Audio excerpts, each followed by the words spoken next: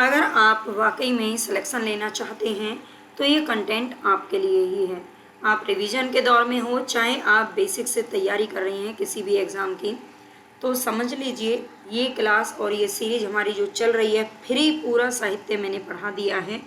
और अभी हम उपन्यासों पर हैं। उपन्यास हमारा आज का टॉपिक है। इससे पहले इसकी 2 क्लास में करवा चुकी हूँ, नहीं देखी हैं तो ज़रूर देख लेना। और आज की क्लास में हम दलित उपन्यास और महिला जो उपन्यासकार हैं उन सब के बारे में भी पढ़ लेंगे। ठीक है, तो हमारा नेक्स्ट का आज का जो टॉपिक है, हम शुरुआत करेंगे यहाँ से। ऐतिहासिक व्यक्तिवादी उपन्यास, इसके 2 पार्ट हो चुके हैं, इसलिए ये तीसरा पार्ट है। अगर नहीं समझ में आ रहा है तो उनको देखेंगे तो समझ में आ जाएगा। चलते हैं भाई आगे। प्रमुख उपन्यासकार ऐतिहासिक व्यक्तिवादी के कौन कौन से हैं? तो आचार्य हजारी प्रसाद द्विवेदी, विष्णु प्रभाकर, रामेश्वर शुक्ल अंचल, कृष्ण चंद्र शर्मा भिक्कू, लक्ष्मी नारायण लाल, उषा देवी मित्रा, जनार्दन मुक्ति दूत, वाल्मीकि त्रिपाठी। ठीक है, ये सभी ऐतिहासिक व्यक्तिवादी उपन्यासों से संबंधित हैं। अगर आपको, पहली बात तो मैं आपको यही कहूँगी कि आप सभी से गुजारिश है कि आप पूरी क्लास ज़रूर देखें, क्योंकि पूरी क्लास आप देखेंगे ना तभी आपको समझ में आएगा और तभी आप यहाँ से कोई उपन्यास का क्वेश्चन आप गलत कर ही नहीं सकते, जहाँ तक मैं समझती हूँ, अगर आपने सारी क्लासेस को देख लिया तो। ठीक है, आचार्य हजारी प्रसाद द्विवेदी का नाम आता है सबसे पहले। ये 1907 से 1979 ईस्वी तक इनका जीवन काल रहा है। 1952-53 ईस्वी में वे काशी नागरी प्रचारणी सभा के अध्यक्ष बने। आपका संपूर्ण कृतित्व हजारी प्रसाद द्विवेदी ग्रंथावली। ठीक है, इन्होंने जितनी भी रचनाएं की हैं हजारी जी ने, वो सभी एक संकलन यहाँ पर किया गया है हजारी प्रसाद द्विवेदी ग्रंथावली नाम से। राजकमल प्रकाशन द्वारा कुल 11 खंडों में प्रकाशित कर दिया गया है। 1955 ईस्वी में राष्ट्रपति के द्वारा नामित प्रथम राजभाषा आयोग के ये सदस्य बने थे। ठीक है, नामित किसने किया था, यानी कि इनका जो नाम है वो किसने सुझाया था? तो राष्ट्रपति ने सुझाया था, जो 1955 में प्रथम राजभाषा आयोग बना था। ठीक है, इनके बारे में भाषा विज्ञान भी मैं आपको पढ़ा चुकी हूँ, बहुत ही डिटेल में पढ़ा चुकी हूँ, है ना। 1955 में राजभाषा आयोग बना था, आपने पढ़ लिया होगा, नहीं पढ़ा है तो जरूर देख लेना। 1957 ईस्वी में भारत सरकार ने उनकी विद्वता एवं साहित्यिक सेवाओं को ध्यान में रखते हुए इन्हें पद्म भूषण की उपाधि से अलंकृत किया है। 1973 ईस्वी में आलोक पर्व निबंध संग्रह के लिए उन्हें साहित्य अकादमी पुरस्कार भी मिला था। और कई वर्षों तक ये काशी नागरी प्रचारणी सभा, जिसकी स्थापना 1893 ईस्वी में हुई थी, इसके उपसभापति खोज विभाग के, ठीक है, उपसभापति रहे थे और खोज विभाग के निदेशक बने थे। ये ध्यान रखना है। खोज विभाग शायद आपने देखा हो कहीं पर, जैसे हमारे जो बड़े बड़े विश्वविद्यालय पर स्कूल होते हैं उनमें अलग अलग विभाग बटे होते हैं। ठीक है, तो खोज विभाग के ये निर्देशक रहे और नागरी प्रचारणी पत्रिका के संपादक भी रहे हैं।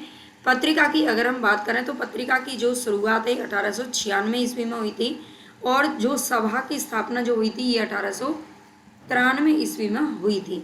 ठीक है, नेक्स्ट हमारा यहाँ पर आगे प्रमुख उपन्यास इनके कौन से हैं? हजारी जी के तो बाणभट्ट की आत्मकथा 1946 ईस्वी में प्रकाशित हुआ था। यह उपन्यास आत्मकथा शैली में रचित है, जिसमें बाणभट्ट का आधुनिक मानवतावादी दृष्टि से चित्रण किया गया है एवं इसमें उदात्त प्रेम का चित्रण है। यह उपन्यास हर्षकालीन सभ्यता एवं संस्कृति का जीवंत दस्तावेज है। चारू चंद्रलेख इसका दूसरा उपन्यास है इनका, 1962 ईस्वी में प्रकाशित हुआ और इस उपन्यास में भारत की 12वीं-13वीं सदी के सांस्कृतिक जीवन का वर्णन है। ठीक है, सांस्कृतिक इतिहास का वर्णन है। उज्जैनी के राजा सातवाहन से भी ये संबंधित है। सातवाहन राजाओं के बारे में आपने पढ़ा होगा इतिहास के अंदर। पुनर्नवा इनका अगला उपन्यास है, 1973 में आया। इसकी रचना मृच्छकटिकम लोरिकायन के कथा प्रसंगों के संश्लेषण से हुई है। ठीक है, मृच्छकटिक लोरिकायन के कथा प्रसंगों के संश्लेषण से हुई है। मृच्छकटिकम और आप जानते हैं शूद्रक का है, और लोरिकायन ये जो अलग अलग रचनाएं थी उनके कथा प्रसंगों को यहाँ पर ले लिया गया है और उनका संश्लेषण किया गया है पुनर्नवा के अंदर। आगे है अनाम दास का पोथा 1976 ईस्वी। यह उपन्यास औपनिषदिक ज्ञान के प्रचार प्रसार के लिए लिखा गया है। इस उपन्यास को अथर्वरैक आख्यान भी कहा गया है। ठीक है, अथर्वरैक आख्यान किस उपन्यास को कहा जाता है, ये भी क्वेश्चन पूछा जाता है। तो अनाम दास का पोथा रैक्व की जो कथा है वो छांदोग्य उपनिषद में आई है। अनाम दास का पोथा में औपनिषदिक ज्ञान की चर्चा भी है। औपनिषदिक ज्ञान यहाँ की उपनिषदों का ज्ञान भी इसमें दिया गया है, किंतु उस चर्चा से अधिक महत्वपूर्ण है लोक सेवा की भावना को जीवन की सार्थकता मानना, है ना। अनाम दास का पोथा में उपनिषद की भी चर्चा की गई है, लेकिन उससे भी ज़्यादा इम्पोर्टेंट इसमें क्या है कि समाज की सेवा करने की जो भावना है उसको इन्होंने जीवन की सार्थकता माना है। विष्णु प्रभाकर जी दूसरे हमारे ऐतिहासिक व्यक्तिवादी उपन्यासों से संबंधित हैं। इनका जन्म हुआ था 1912 ईस्वी मिरनपुर मुजफ्फरनगर उत्तर प्रदेश और निधन 2009 ईस्वी में हुआ है। इनके उपन्यासों की बात करें तो ढलती रात 1951, तट के बंधन, स्वप्नमयी स्त्री के स्वप्न जीवी चरित्र का वर्णन है 1956 ईस्वी में ही प्रकाशित हुआ है स्वप्नमयी, ठीक है, पूछा जाता है बहुत बार। दर्पण का व्यक्ति, आवारा मसीहा तो आप जानते हैं कितना ही इंपॉर्टेंट है, 1974 में प्रकाशित हुआ और ये शरद चंद्र की जीवनी पर आधारित है। शरद चंद्र के जीवन पर, शरद चंद्र कौन थे, बांग्ला साहित्यकार थे शरद चंद्र, ठीक है। तो इनके जीवनी ये लिखी गई है। आवारा मसीहा, कोई तो अर्धनारीश्वर बहुत पूछा जाता है 1992 ईस्वी, और इसके बाद है संकल्प। ढलती रात का जो पुनः प्रकाशन है 1955 ईस्वी में निशिकांत नाम से किया गया था। निशिकांत नाम का उपन्यास भी पूछा गया है। दर्पण का व्यक्ति जो उपन्यास है उसमें 1993 ईस्वी में संस्कार नाम से उसका भी पुनः प्रकाशन करवाया था, ठीक है, इसका भी दोबारा से प्रकाशन करवाया गया। आवारा मसीहा शरद चंद्र चट्टोपाध्याय के जीवन पर है। अर्धनारीश्वर उपन्यास पर 1993 ईस्वी में इनको साहित्य अकादमी पुरस्कार भी मिला है। अगला नाम यहाँ पर आता है कृष्ण चंद्र शर्मा भिक्खू का। भंवर जाल इनका पहला उपन्यास है। इस उपन्यास में लेखक ने सांख्य दर्शन के आधार पर मानव प्रकृति की जटिलता को समझने का प्रयास किया है, ठीक है। जो भंवर जाल है, भंवर जाल पूरा जाल जो बुना हुआ है मानव प्रकृति के जटिलता का, उसको समझने का प्रयास कौन कर रहे हैं, कृष्ण जी कर रहे हैं, ठीक है, ऐसे याद कर लेना।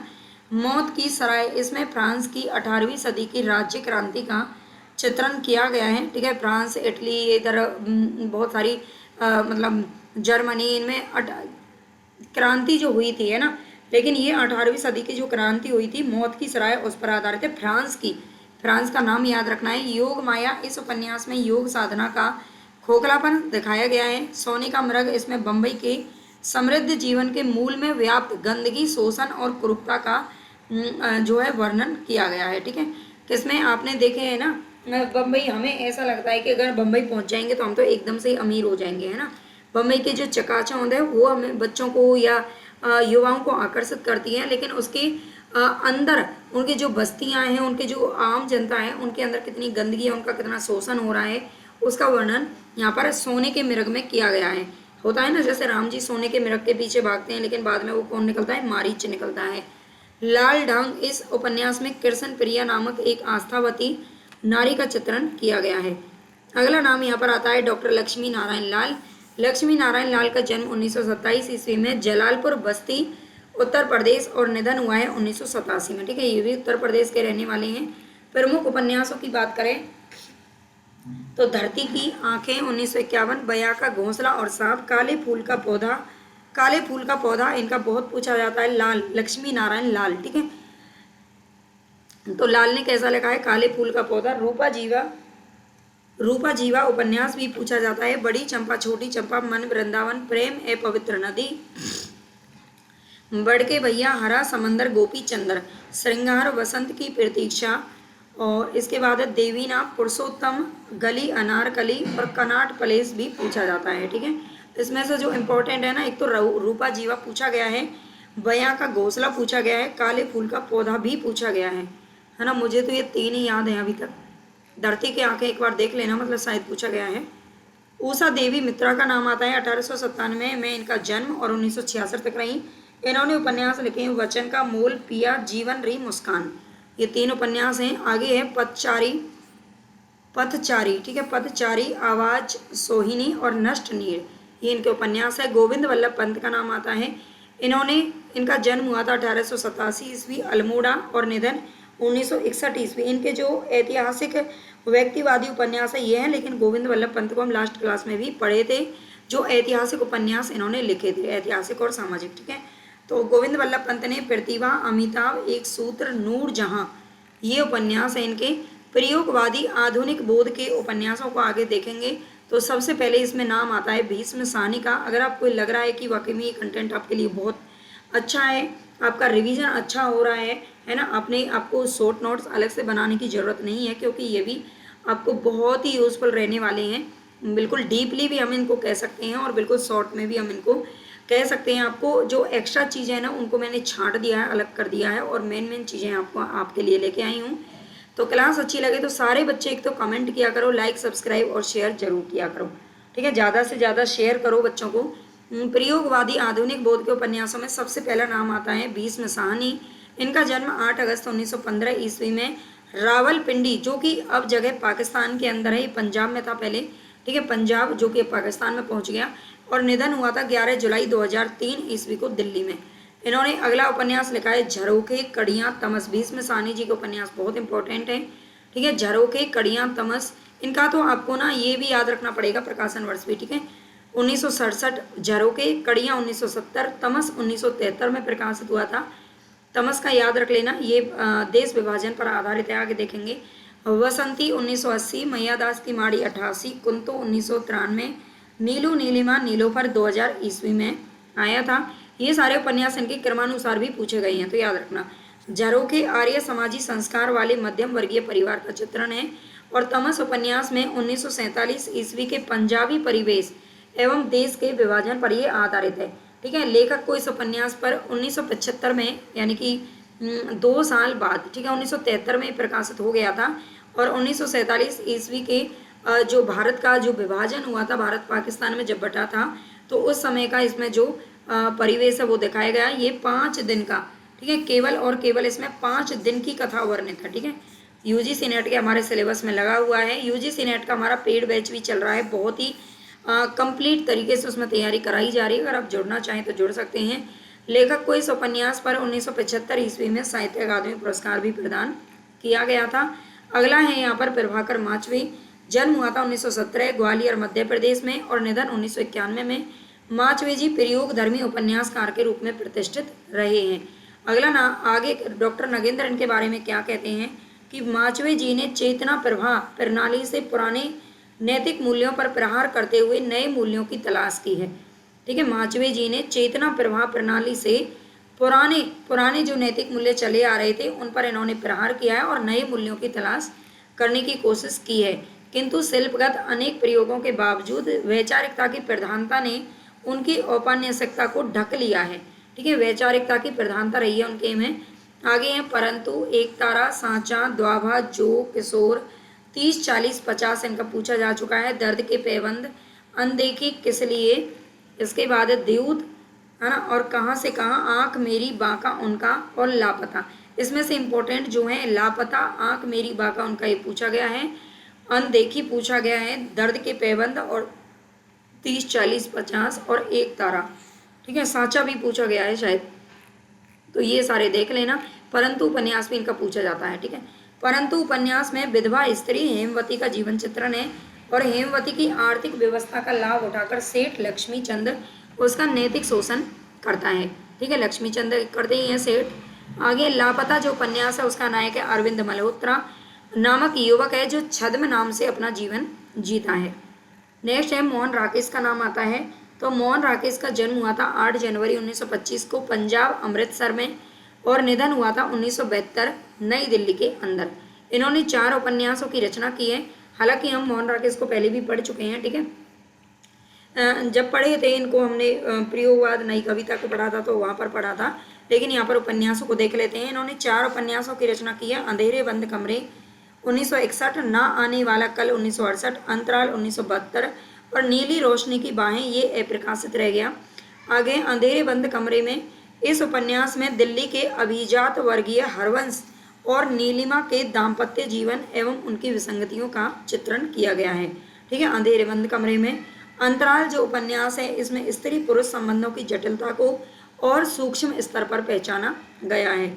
नेक्स्ट यहाँ पर नाम आता है हमारा अमृत राय का। 1921 में जन्म हुआ, 1996 तक रहे।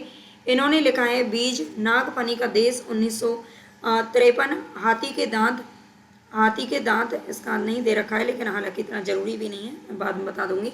जंगल, भटियाली, सुख दुख और धुआं, ठीक है, ये अमृत राय के। नागफनी का देश, बीज, हाथी के दांत, है ना, इनके पूछे जाते हैं। आगे नाम आता है यहाँ पर बदी उज्जमा का। 28 से 1986 ईस्वी तक इनका जीवन काल है। एक चूहे की मौत 1971 में लिखा। छाको की वापसी, अपुरुष, छठा तंत्र और सभा पर्व इनका मृत्यु उपरांत 1994 में प्रकाशित हुआ था। बदी उज्जमा का एक चूहे की मौत पूछा जाता है। छाको की वापसी पूछा गया है, ठीक है, इनको याद रखना। सभा पर्व पूछा जाता है। एक चूहे की मौत फैंटेसी शैली में लिखा गया उपन्यास है और यह एक प्रतीकात्मक उपन्यास है। चूहा खाना, चूहे मार अफसरों एवं क्लर्कों का तथा चूहे फाइलों के प्रतीक हैं।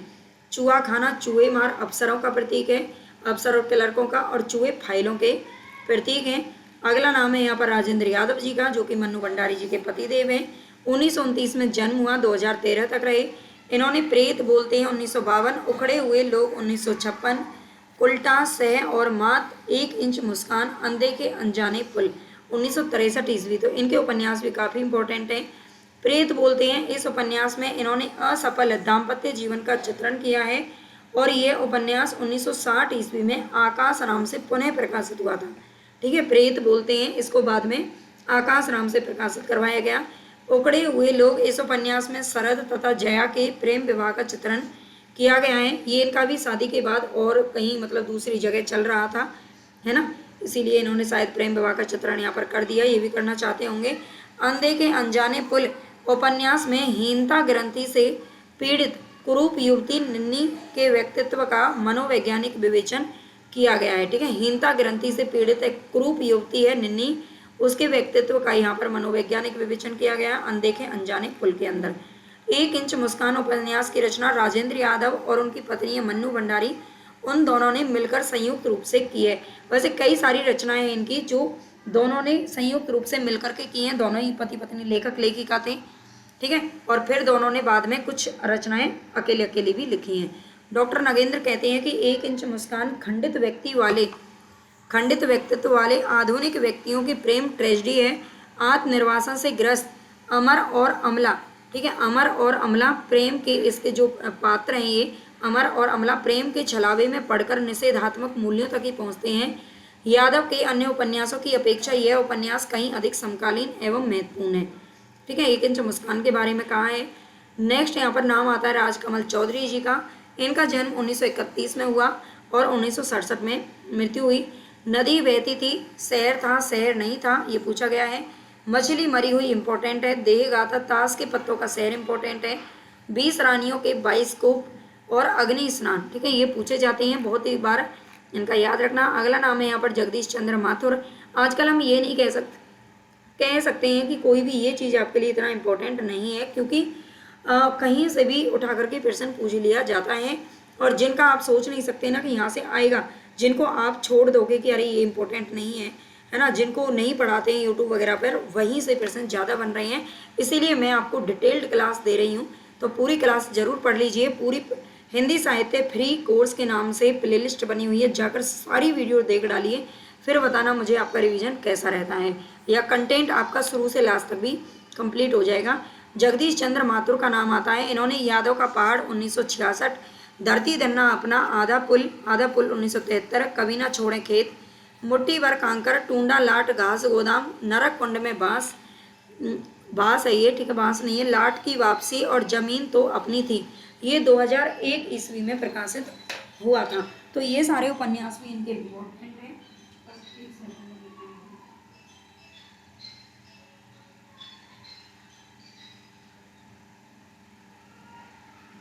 कई बार अलार्म लगाते हैं और भूल जाते हैं ना।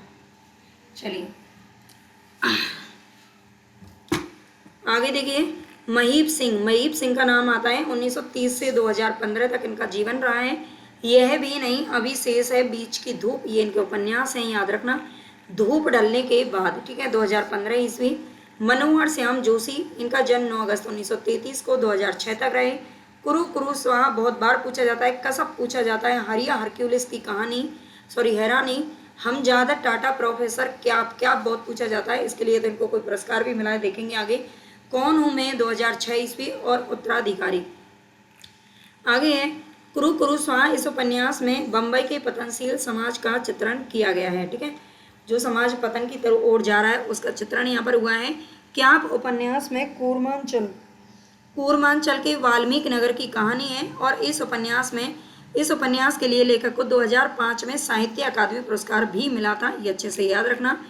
नेक्स्ट नाम यहाँ पर आता है दुष्यंत कुमार का। दुष्यंत कुमार का जन्म 1933 से 1975 तक रहा है जीवन काल। इनके हैं छोटे छोटे सवाल 1964। इस उपन्यास में वर्तमान की शिक्षा संस्थाओं में व्याप्त राजनीति एवं भ्रष्टाचार का वर्णन है ना। उस समय तो कर दिए थे, आज भी तो कोई आए।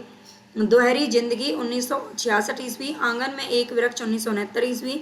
एक स्त्री का अपने सौतेले पुत्र के प्रति निश्चल प्रेम का चित्रण इसमें किया गया है, आंगन में एक वृक्ष में। नेक्स्ट है यहाँ पर गिरिराज किशोर। 8 जुलाई 1937 ईस्वी एवं निधन इनका 9 फरवरी 2020 ईस्वी में हुआ है। आप बोर मत होना और आपको ये नहीं लगना चाहिए कि ये तो इतनी इंपॉर्टेंट नहीं है, छोड़ दें इसको, क्योंकि आगे इसमें अभी समकालीन कवित्रियों के और दलित उपन्यासों को भी देखेंगे हम, ठीक है। तो पूरा जरूर देखना।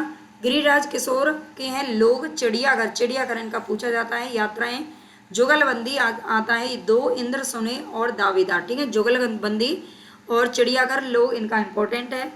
आगे यथा प्रस्तावित तीसरी सप्ताह इनका बहुत बार पूछा जाता है। परिशिष्ट पूछा जाता है। असला अंतध्वंस, ढाईघर आता है, यातनाघर, पहला गिरमिटिया बहुत बार पूछा गया है। एक आग का दरिया, स्वर्ण मृग और बा, ठीक है। एक आग का दरिया भी याद रखना है। आगे हृदय का नाम आता है। लेखक हृदय का जो पूरा नाम है वो हृदय नारायण मेहरोत्रा है। इनका जन्म उत्तर प्रदेश के शाहजहांपुर में 1930 में हुआ और निधन हुआ था अक्टूबर 2016 ईस्वी में। इन्होंने उपन्यास लिखे हैं गांठ, हत्या, एक कहानी, अंतहीन, जिसका कोई अंत ही ना हो, ठीक है। हृदय का सबसे पहले तो इनका पूरा नाम याद रख लेना, क्योंकि इनके जो नाम, उपनाम, उपाधियां, मूल नाम होते हैं या वास्तविक नाम होते हैं वो बहुत इंपॉर्टेंट होते हैं। आगे हैं इनके सफ़ेद घोड़ा, काला सवार, सांड, पूर्व जन्म, दंडनायक, पगली घंटी, किस्सा हवेली, चार दरवेश हृदय का है, याद रखना, पूछा जाता है। शब्द भी हत्या करते हैं, शब्द भी क्या करते हैं, हत्या करते हैं, ये भी इंपॉर्टेंट है। अगला नाम है यहाँ पर, ये हाईलाइट नहीं किया है, थोड़ा सा इसको याद रख लेना, द्रोणवीर कोहली। अब हम किसको पढ़ रहे हैं, द्रोणवीर कोहली को पढ़ रहे हैं। आई होप आपको दिखाई दे रहा होगा। इन्होंने लिखा है टप्पर गाड़ी, हवेलियों वाले, चौखट, आंगन का कोठा, काया स्पर्श, तकसीम, बहा कैंप, नानी, ध्रुव सत्य, पोटली, टूटे हुए सूर्य, ये सारे इनके उपन्यास हैं जो आपको याद रखने हैं। चौखट उपन्यास में पाश्चात्य मध्यवर्गीय नैतिकता एवं उसके चलते अविवाहित दाम्पत्य संबंध औचित्य का भारतीय जीवन दृष्टि में परीक्षण किया गया है। चौखट उपन्यास बहुत इंपॉर्टेंट है। नेक्स्ट है यहाँ पर कमलेश्वर का नाम आता है। कमलेश्वर का जन्म 6 जनवरी 1932 को मैनपुरी उत्तर प्रदेश के अंदर और निधन 27 जनवरी 2007 को फरीदाबाद में हुआ था, ठीक है। फरीदाबाद मतलब हरियाणा के अंदर। इनका पूरा नाम है कमलेश्वर प्रसाद सक्सेना, ठीक है। कमलेश्वर प्रसाद सक्सेना का इनका पूरा नाम है, ये याद रखना, पूरा नाम याद रखना है। आगे देखते हैं। एक सड़क 57 गलियां इन्होंने लिखा है। डाक बंगला, लौटे हुए मुसाफिर, समुद्र में खोया हुआ आदमी, काली आंधी इंपॉर्टेंट है, कमलेश्वर काली आंधी। तीसरा आदमी इंपॉर्टेंट है, आगामी अतीत, वही बात, सुबह दोपहर शाम इनका पूछा जाता है। रेगिस्तान और कितने पाकिस्तान भारत के विभाजन पर आधारित है ना, देश के विभाजन पर। एक सड़क 57 गलियां उपन्यास में लीला नौटंकी करके जीविकोपार्जन करने वाले समाज का चित्रण किया गया है, ठीक है। लीला और नौटंकी करते हैं जो उनका यहाँ पर वर्णन किया गया है। लौटे हुए मुसाफिर में विभाजन एवं विभाजन के पश्चात हुए परिवर्तन का चित्रण है ना, लौटे हुए मुसाफिर। काली आंधी उपन्यास में राजनीति के क्षेत्र में शिखर पर पहुंचने वाली आधुनिक नारी के द्वंद्व का चित्रण किया गया, काली आंधी, ठीक है। स्त्रियों काली आंधी की तरह ये क्या है, ऊपर तक पहुंचती हैं, लेकिन उसमें उनके लिए कितना द्वंद्व उन्हें झेलना पड़ता है उसका वर्णन है। कितने पाकिस्तान के लिए लेखक को 2003 ईस्वी में साहित्य अकादमी पुरस्कार भी प्रदान किया गया था और ये विभाजन पर आधारित प्रयोगवादी उपन्यास है। नेक्स्ट है मोहन राकेश, क्या कहते हैं, इस उपन्यास में वामपंथी विचारधारा को रेखांकित किया गया है, ये मोहन राकेश का कहना है। नेक्स्ट है यहाँ पर असगर वजाहत, इन्होंने लिखा है सात आसमान, कैसी आग लगाई, ठीक है, कैसी आग लगाई, सात आसमान, बरखा रचाई, पहर दोपहर, मन माटी इंपॉर्टेंट है, दरा अकराई और बाकरगंज के सैयद। नेक्स्ट है यहाँ पर सुरेंद्र वर्मा जी का नाम आता है। अंधेरे के परे, ठीक है, अंधेरे के परे, मुझे चांद चाहिए, इनका बहुत इंपॉर्टेंट है। दो मुर्दों के लिए गुलदस्ता और काटना समी का वृक्ष, पद्म पंखरी की धार से, ये इनका उपन्यास है। अब आगे हम देखेंगे महिला उपन्यासकार एवं उनकी रचनाएं। तो सबसे पहले नाम यहाँ पर आता है शिवानी का। इनका जीवन काल देख लेना, 1923 से 2003 ईस्वी। इन्होंने लिखा है 14 फेरे कृष्ण कली, ठीक है, 14 फेरे कृष्ण कली। इसके बाद है भैरवी, विषकन्या, स्वयं सिद्ध, रथ्या, शमशान चंपा, रति विलाप, करिए क्षमा, मनिक, किशुनली और विवर्त, ठीक है। ये सारे उपन्यास हैं शिवानी जी के द्वारा जो लिखे गए हैं। कृष्णा सोबती का जन्म हुआ था 18 फरवरी 1924 में और निधन 25 जनवरी 2019 के अंदर। इनको ज्ञानपीठ पुरस्कार भी मिल चुका है, देखेंगे आगे। इन्होंने लिखे हैं सूरजमुखी अंधेरे के 1972 में, जिंदगी नामा 1979 ईस्वी में, इसके लिए साहित्य अकादमी भी मिला था। और इसको याद रखना ही हमारे यूजीसी नेट के सिलेबस में भी है। दिलो दानिश 1993 ईस्वी, समय सरगम 2000 ईस्वी, गुजरात पाकिस्तान से गुजरात हिंदुस्तान 2017 ईस्वी। अगर आप यूजीसी नेट की तैयारी कर रहे हो ना, तो इनके क्रम से याद रखना जरूरी है, क्योंकि जो हमारे गद्यकार हमारे सिलेबस में जिनकी गद्य विधाएँ लगी हैं उनका कंप्लीट याद करना बहुत जरूरी होता है। साहित्य के सर्वोच्च सम्मान यानी कि ज्ञानपीठ पुरस्कार सन 2017 में कृष्णा जी को प्रदान किया गया था। साहित्य का सर्वोच्च जो सम्मान है, ठीक है। कृष्णा जी अपने बेबाक स्त्रीवादी लेखन के लिए जानी जाती हैं। नेक्स्ट है यहाँ पर दीप्ति खंडेलवाल का नाम आता है, 1930 ईस्वी इनका जन्म है।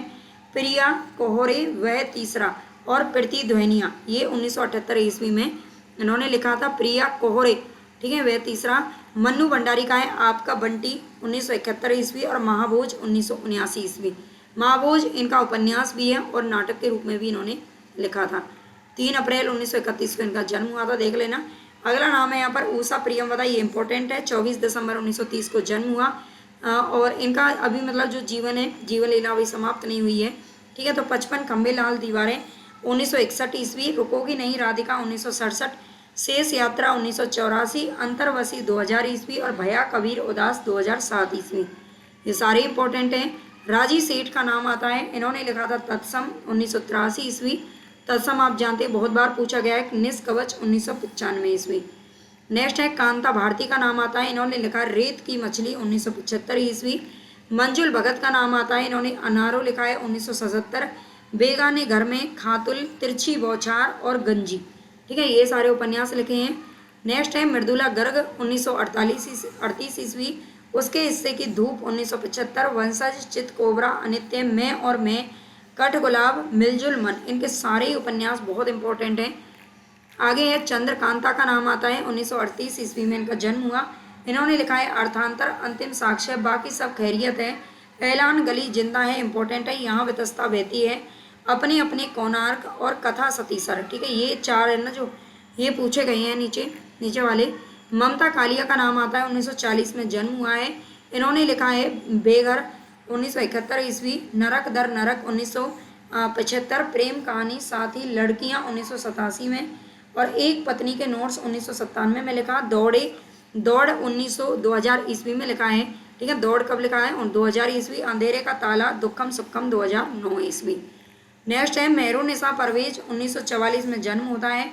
इन्होंने लिखा है आंखों की दहलीज 1969, उसका घर 1972, कोरजा 1977, अकेला पलास 81, सम्रांगन 2002 ईस्वी और पासंग 2005 ईस्वी। नेक्स्ट नाम है यहाँ पर आता है चित्रा मुदगल का, 1944 में। एक जमीन अपनी, आवा, गिलीगड्डू और नाला सोपारा इन्होंने लिखा है। आवा उपन्यास के लिए इनको व्यास सम्मान भी मिला था 2003 ईस्वी में। यह उपन्यास मुंबई के मजदूर संगठनों के जीवन संघर्ष को केंद्र में रख करके किया गया है। जीवक, माधवी कनगी तथा मनी मेघ इनके बाल उपन्यास हैं जो याद रखने हैं। 2018 का साहित्य अकादमी पुरस्कार उनके उपन्यास नाला सोपारा के लिए दिया गया है, ठीक है, याद रखिएगा। देखो 2 है यहाँ पर। आवा के लिए इनको व्यास सम्मान प्राप्त हुआ था 2003 में, जबकि 2018 में इनको मिला था साहित्य अकादमी नाला सोपारा के लिए। यह उपन्यास किन्नर जीवन पर आधारित है और पत्र शैली में लिखा गया है।